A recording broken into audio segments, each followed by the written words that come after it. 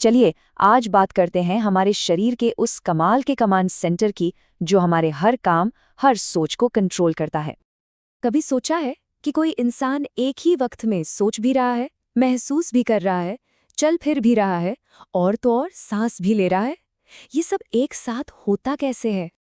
तो इस सब का जवाब छिपा है एक बहुत ही शानदार अंग में, हमारे शरीर के असली बॉस में, दिमाग। तो चलिए इसे थोड़ा और समझते हैं। हमारा दिमाग असल में हमारे शरीर का अल्टीमेट कमांड सेंटर है। मतलब हर चीज यही कंट्रोल करता है।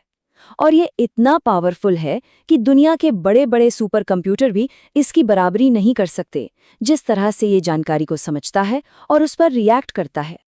तो सवाल ये है कि दिमाग ये सब मैनेज कैसे करता है? ये अलग अलग हिस्सों में बटा हुआ है।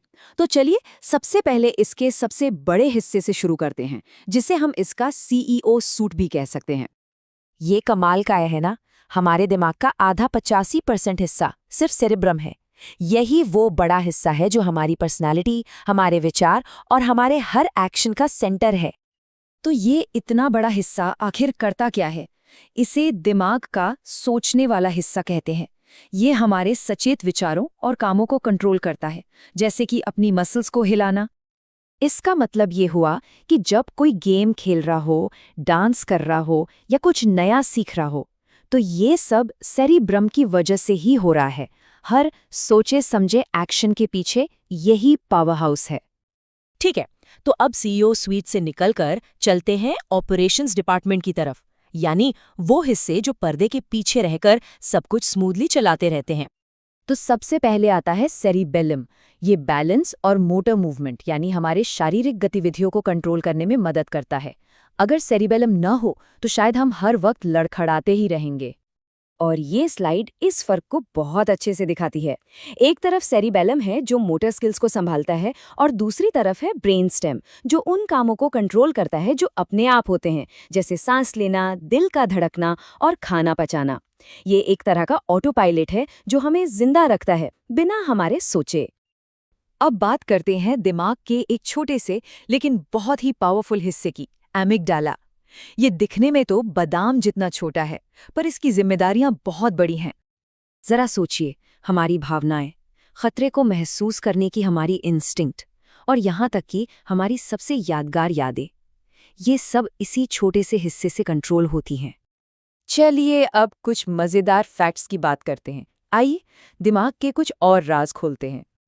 क्या कोई यकीन कर सकता है कि हमारा दिमाग बिजली पैदा करता है? जी हाँ, करीब 12 से 25 वॉट, जो एक छोटे कम वोल्टेज वाले एलईडी बल्ब को जलाने के लिए काफ़ी है।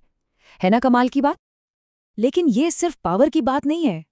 नई रिसर्च से पता चलता है कि हमारी फिजिकल एक्टिविटी और दिमाग की ताकत के बीच एक सीधा कनेक्शन है।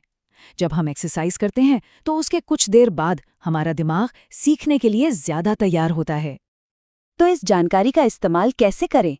अगली बार जब किसी मुश्किल सवाल पर अटक जाएं, तो शायद उसका हल उसे घूरते रहने से नहीं मिलेगा, बल्कि उठिए, थोड़ा चलिए, फिरिए, एक्सरसाइज कीजिए और फिर वापस आकर उस पर काम कीजिए। हो सकता है जवाब मिल जाए। और ये बात दिमाग के बारे में हमारी पूरी सोच को बदल देती है। ये कोई फिक्स्ड मशीन नहीं है, ये एक डायनामिक, जिंदा अंग है जिसे और बेहतर और मजबूत बनाया जा सकता है। तो ये हमें एक बहुत ही दिलचस्प सवाल पर लाकर छोड़ता है। हम ये तो जान गए कि एक्सरसाइज एक चाबी है, लेकिन ऐसी और कौन-कौन सी चाबियां हो सकती हैं जो हमारे दिमाग की इस जबरदस्त क्षमता को पूरी तरह से अनलॉक करने का इंतजार कर रही हैं?